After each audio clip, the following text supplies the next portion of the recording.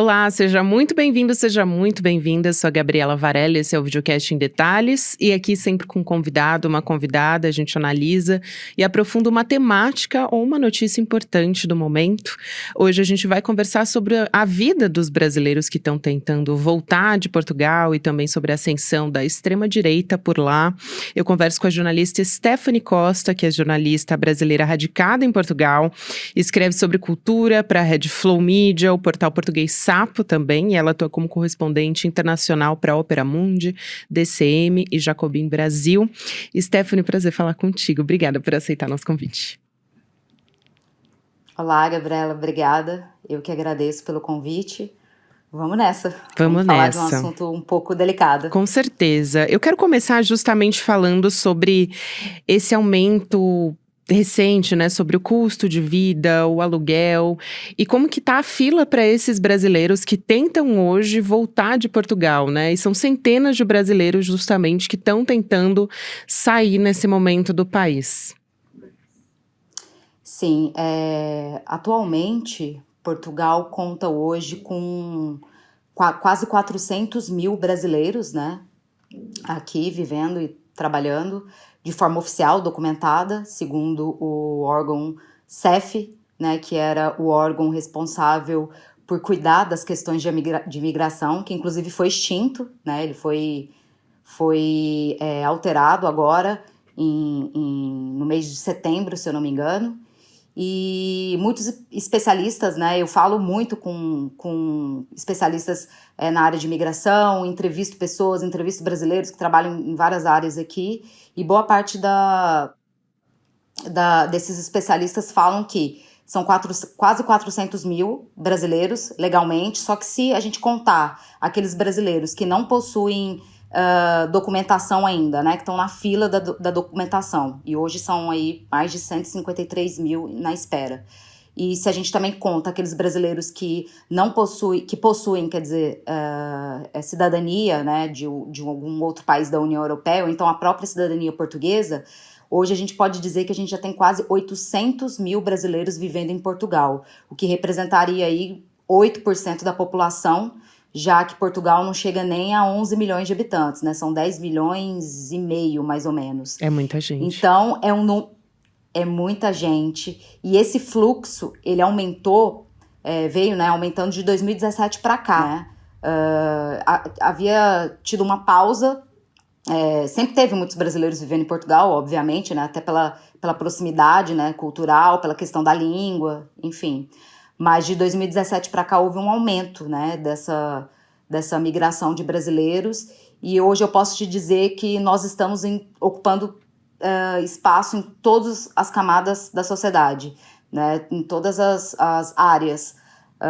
Hoje se encontra mais brasileiros, por exemplo, trabalhando na restauração, que aqui seria serviços de restaurante, bar, no turismo, no comércio, mas se você der uma volta aqui, por exemplo, para Lisboa, você vai encontrar brasileiros trabalhando em todos os setores. E eu te pergunto, Stephanie, o que você tem observado que são as maiores reclamações, né, vamos dizer assim, dos brasileiros que estão morando por aí, né? Porque eu citei, por exemplo, a crise imobiliária, né? Então, os preços dos aluguéis estão muito altos, dispararam, e isso dificultou muito a vida dos imigrantes, mas eu queria saber se você tem conversado com esses brasileiros e o que eles têm relatado, quais são os maiores problemas e o que estão levando esses brasileiros a quererem voltar justamente para o país deles, né, de origem.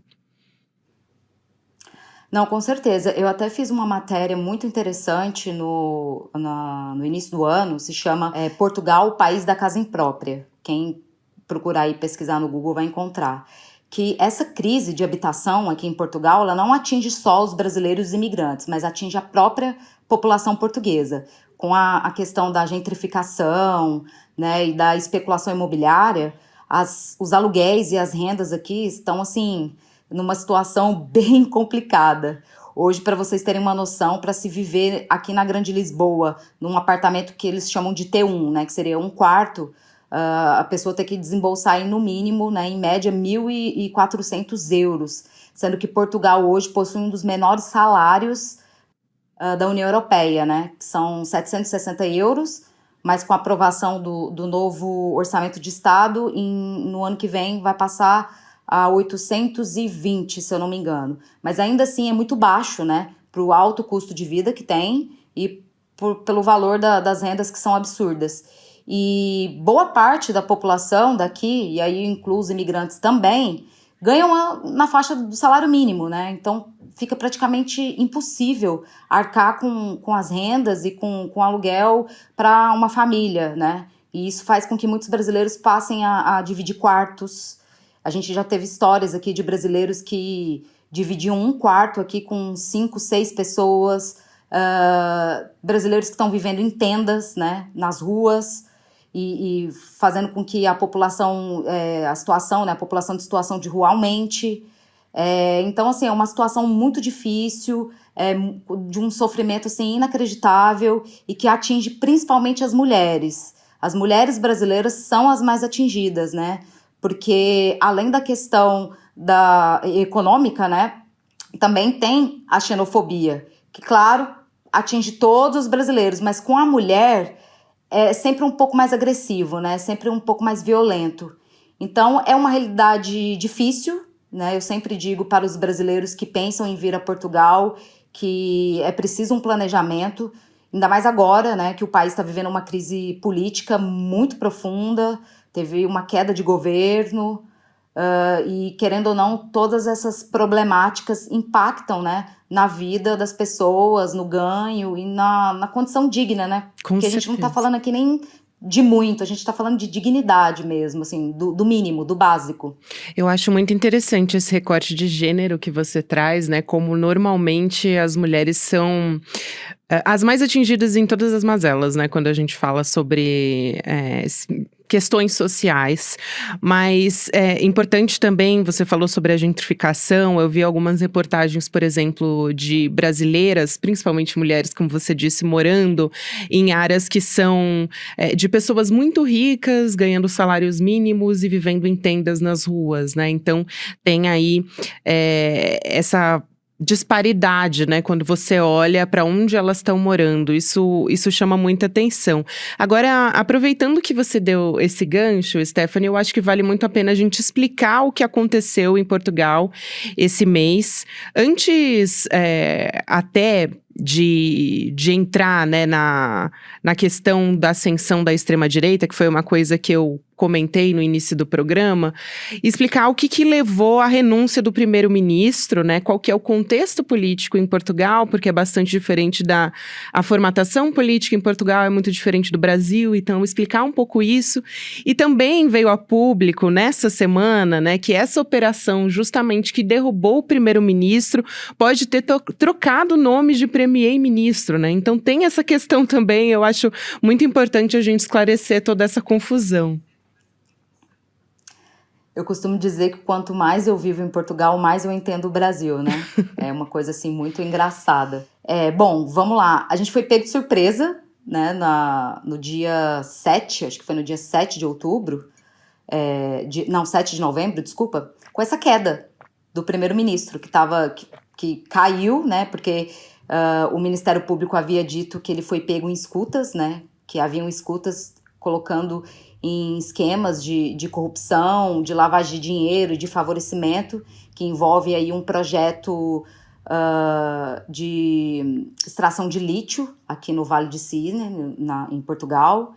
E nessas escutas, o chefe de gabinete do primeiro-ministro, que é o António Costa, aparecia, né, outros, o Galamba também, que era o ministro das infraestruturas, se eu não me engano, também estava envolvido, e o António Costa. Só que foi tudo muito rápido, né?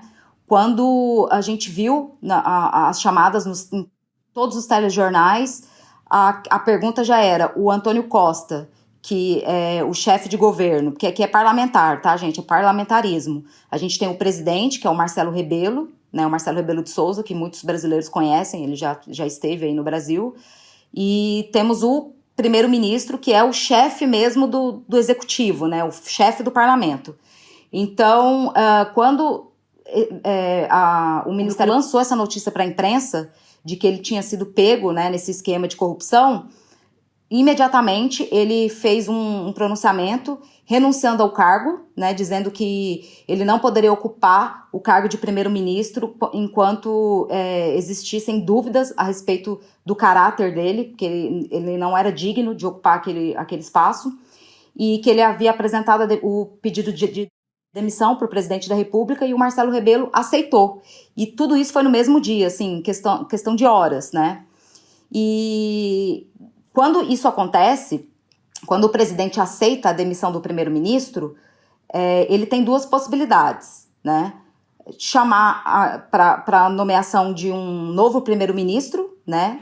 Junto ao parlamento, ou derrubar o governo e chamar eleições. E foi exatamente isso que o presidente Marcelo Rebelo de Souza fez. 3 dias depois de se reunir com os líderes, né, dos partidos no parlamento, né, na Assembleia da República, ele anunciou as eleições para o dia 10 de março do próximo ano, e o Antônio Costa foi afastado, né? Só que, assim, 2 dias depois de todo esse anúncio da queda do governo, aparece uma nova notícia do Ministério Público afirmando que houve um erro na transcrição das escutas, que no caso não era o Antônio Costa primeiro-ministro, e sim o Antônio Costa Silva, né, que estava envolvido aí nesses trâmites dessas escutas, né. E aí a gente ficou assim em estado de choque mesmo, porque querendo ou não é algo muito corriqueiro para se derrubar todo um governo. E, inclusive, o Antônio Costa, o primeiro-ministro, que é do Partido Socialista, eles possuíam a maioria de cadeiras, né, a maioria na Assembleia da República. Então, era um governo onde nada se passava sem a aprovação do Partido Socialista. Todas as votações, né, dependia desse fechamento com o PS, por ser maioria. Então, assim, o governo caiu, né, o país entrou em crise profunda por conta de um possível erro de digitação do Ministério Público, que deixou, ao invés de colocar Antônio Costa Silva, colocou apenas Antônio Costa, e aí o primeiro-ministro do governo caiu, e a gente está aí nesse momento, né, aguardando para ir às eleições no próximo ano, em março do ano que vem. É surreal, né? Seria o ministro da Economia que foi confundido com o premier. É realmente assim, parece uma sitcom, né? Assim, um filme de comédia, porque é difícil de acreditar. Mas, Stephanie, o Ministério Público de Portugal se manifestou a respeito disso? O que eles estão declarando, o que eles estão alegando sobre esse erro de transcrição que levou a todo esse caos, né? Bom, a própria nota foi do Ministério Público, falando que tinha acontecido um erro, né? E que, no caso, era o Antônio Costa Silva, o ministro da Economia. E não sei se foi 3 ou 4 dias depois, os políticos, os ministros que foram indiciados e que foram presos, né? Inclusive o chefe de gabinete do primeiro-ministro, do ex-primeiro-ministro agora, o Antônio Costa, ele havia sido detido no dia da operação, ele foi liberado, né, teve o passaporte apreendido, teve que pagar uma multa, mas vai aguardar julgamento, e outros 2 réus também, que estavam envolvidos, ministros do governo, também pagaram uma multa e vão aguardar o julgamento, o processo. Mas o que tudo indica é que realmente houve essa confusão, o Ministério Público sequer colocou o Antônio Costa como réu, né? E é bem provável que o caso até seja arquivado, porque as provas que foram apresentadas, aí a gente lembra muito da questão da Lava Jato, né? Que muita gente me perguntou sobre isso aqui. As provas que foram apresentadas são muito delicadas. Não há nada assim material. Não existe um documento, uma foto, uma prova assim cabal de que houve aí algum tipo de favorecimento ao primeiro-ministro e também aos outros investigados. Então foi toda uma operação muito midiática, né, com o intuito, que tudo indica, de realmente derrubar o governo, né, para que novas eleições fossem convocadas. E aí foi um passo que fortaleceu a direita e também a extrema-direita, né, que a gente vai falar sobre isso, porque a gente já sentia essa movimentação, né? Esse atual governo do PS aqui em Portugal é um governo da qual eu tenho muitas críticas. A gente fala que é o Partido Socialista, mas que tem muito pouco de socialismo, né? Basta vocês olharem aí como os deputados, né, do PS votam no parlamento, votam muito mais com partidos de direita e até mesmo com a extrema-direita do que com os representantes da esquerda, né, que hoje aqui é o Partido Comunista Português, que é o PCP, o Bloco de Esquerda, né, o LIVRE, o PAN e outros deputados de esquerda independentes. Então, se você vai lá no site da Assembleia da República e passa a acompanhar as votações, é visível que o governo, né, do ex-primeiro-ministro, Antônio Costa, o PS, é um governo assim, muito mais à direita do que à esquerda. Então já tinha, né, toda essa crise de conjuntura, o país com esse problema aí da habitação, também um problema grave aqui no Sistema Nacional de Saúde, que está sendo cada vez mais sucateado e entregue à iniciativa privada, baixos salários, inflação, enfim. Era um governo com muitos problemas, né? Então, boa parte aí da opinião pública até cogita que isso pode ter sido até todo um esquema aí armado justamente para que esse governo, né, fosse derrubado, que se convocasse novas eleições para que assim a direita possa, né, no caso, porque a gente vai ter as eleições, possa ocupar mais cadeiras aí no parlamento português, né? Veremos como que vai ser isso.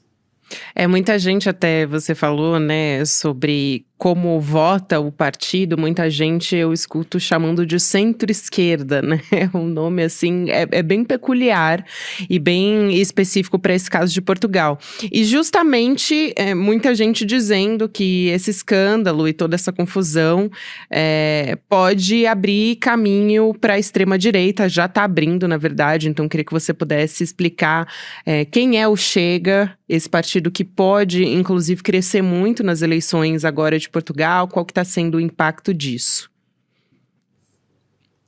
Bom, o Chega, ele é a representação hoje, né, da extrema-direita aqui em Portugal.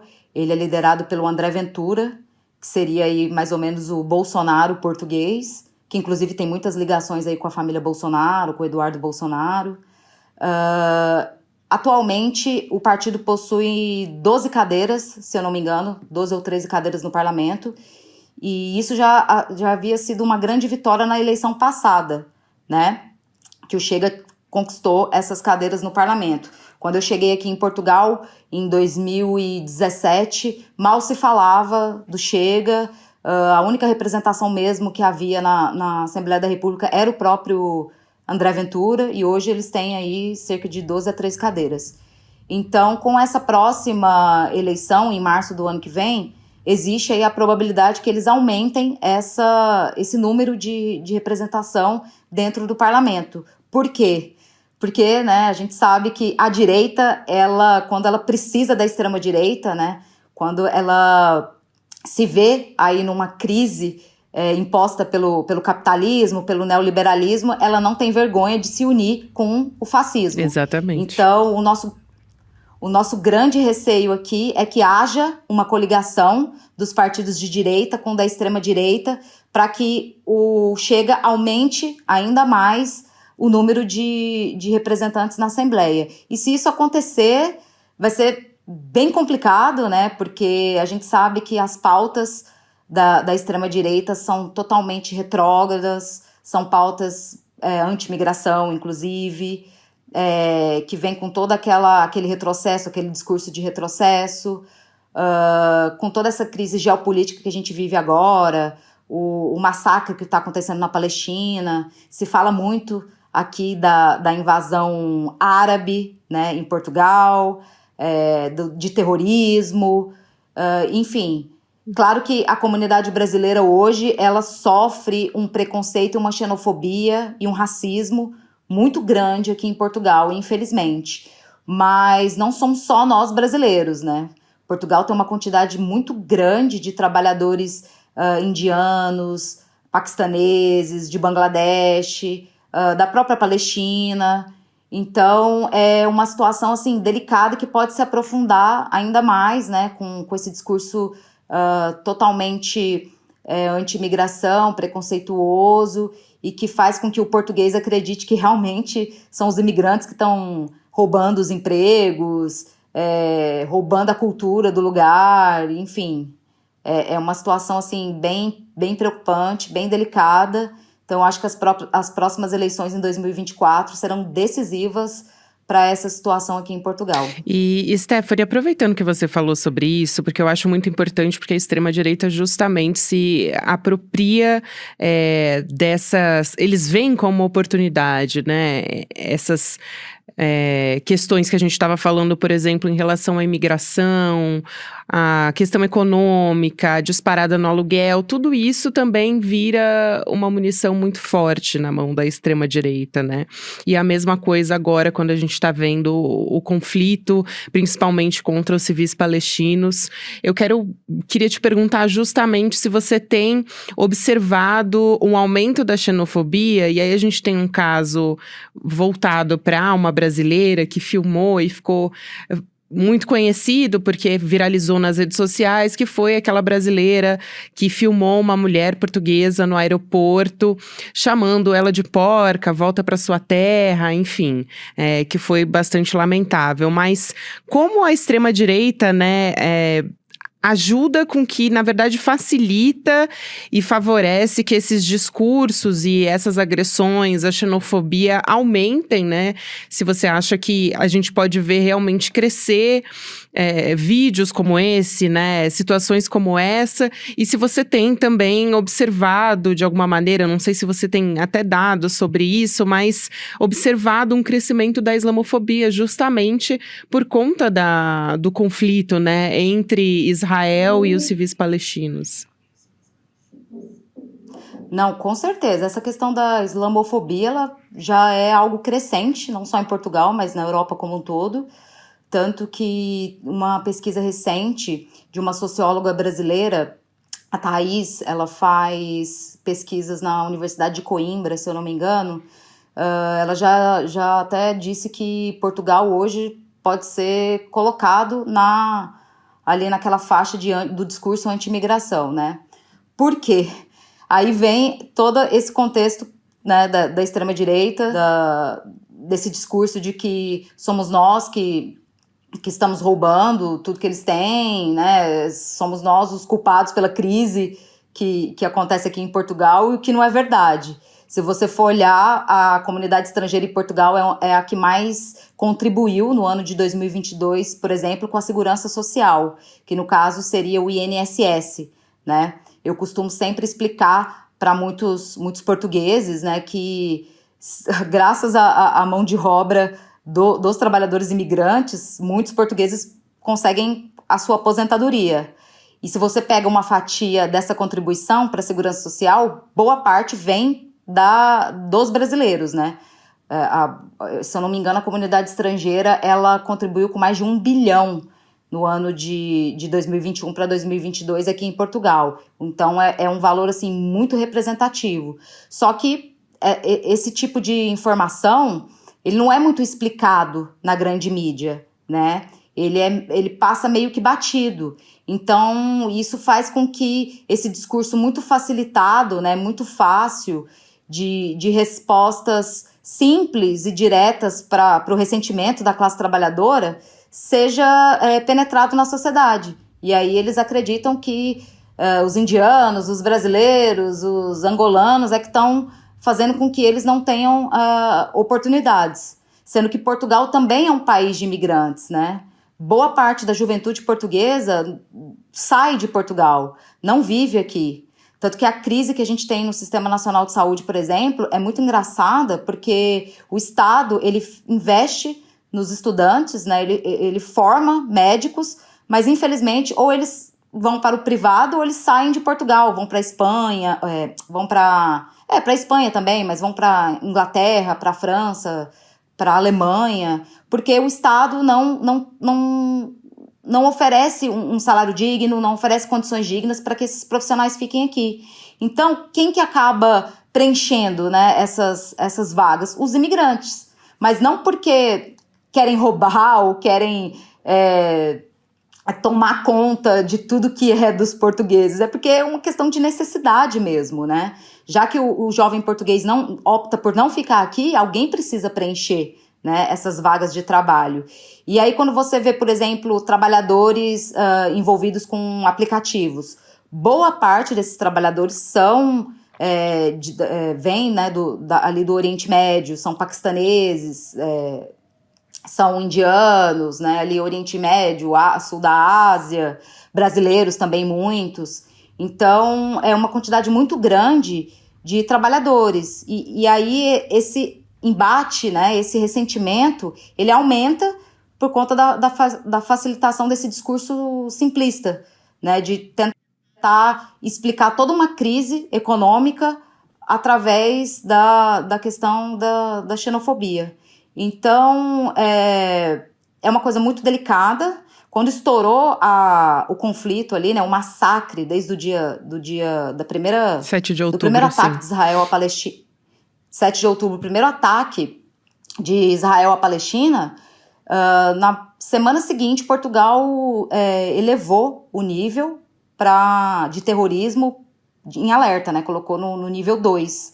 E assim, aqui não tinha acontecido absolutamente nada, pelo contrário, esses imigrantes, eles sofrem muito aqui. Até mais, eu diria, que brasileiros, porque querendo ou não, a gente fala português, né? A gente consegue se virar um pouco melhor. Esses imigrantes, não, essa faixa de estrangeiros não falam português, né? Geralmente falam inglês, e aí tudo fica mais difícil para eles. Se é difícil para a gente, para eles é ainda mais. Então, esses embates, eles se aprofundam, e é um prato cheio para a extrema-direita, né? Para o discurso extremista que eles têm e que pode impactar aí com o ganho de cadeiras do partido de extrema-direita no parlamento português. E como você disse, né, Stephanie, eu espero que Portugal aprenda alguma coisa com a nossa Lava Jato, né, porque de fato, se a imprensa também abraçar todo esse discurso, né, e todo esse show que muitas vezes a imprensa acaba abraçando, como foi aqui, né, e foi um erro muito grande, as consequências são enormes, e a gente já tá começando a assistir o que é a queda desse premier, enfim, que teve problemas de transcrição e que levaram a uma confusão entre ministro de Economia e premier, podem levar ao país, né, a ascensão da extrema-direita. E a gente assistiu isso acontecer no Brasil, então a gente espera que isso sirva, né, como aquela coisa, né, de aprender com o erro do outro, né, aprender com o erro que o Brasil já cometeu. E aí, só para... Pode falar, pode falar. Eu queria só fazer um adendo. Claro. Porque... você falou da questão da brasileira, né, que sofreu xenofobia no aeroporto do Porto. Inclusive, uma das primeiras pessoas a divulgar o vídeo fui eu, porque eu entrei em contato com ela no mesmo dia, fiz uma entrevista com ela no DCM, tá lá no site do Diário do Centro do Mundo, poucas horas depois dela ter chegado em Barcelona, porque ela não mora aqui em Portugal, ela estava a passeio, né, ela veio visitar familiares e amigos e estava voltando para Barcelona, onde ela vive. E aí aconteceu tudo aquilo que vocês viram no vídeo, aquela situação horrível, que chegou aí no ministro, né, Flávio Dino, que também movimentou o deputado Túlio Gadelha, que é um dos representantes da Comissão de Refugiados, né, e imigrantes. Falei com ela há uns 2 dias atrás, até o momento a gente não conseguiu ainda identificar. Ela falou com o consulado do Brasil no Porto, que infelizmente só deu ali algumas sugestões, alguns encaminhamentos, mas não diz que não tem condições de ajudá-la de fato, né? E ela tá muito preocupada porque ela diz que tem até condição de entrar com o processo. O problema são honorários de advogado, né? Todo esse processo que tem custos elevados. E, claro, ela me pediu também para não revelar a identidade, porque ela vive sozinha. Apesar dela ter passaporte italiano, já vive há quase uma década na Europa, já morou em vários países. Ela vive sozinha, então ela, né, ficou apavorada, com muito medo, porque teve uma repercussão muito grande. E eu estou em contato direto com ela para, né, tentar ajudar da melhor forma possível também, mas por enquanto a mulher não foi identificada.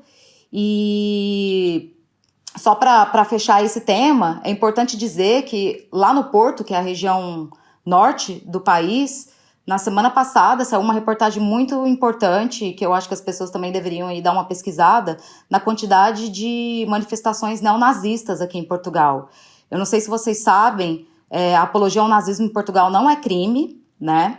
A gente teve aí um caso recente, que inclusive eu também fiz a cobertura para Jacobin Brasil, de um neonazista declarado aqui em Portugal, que ganhou um processo na justiça contra um militante antirracista, que se chama Mamadou Ba.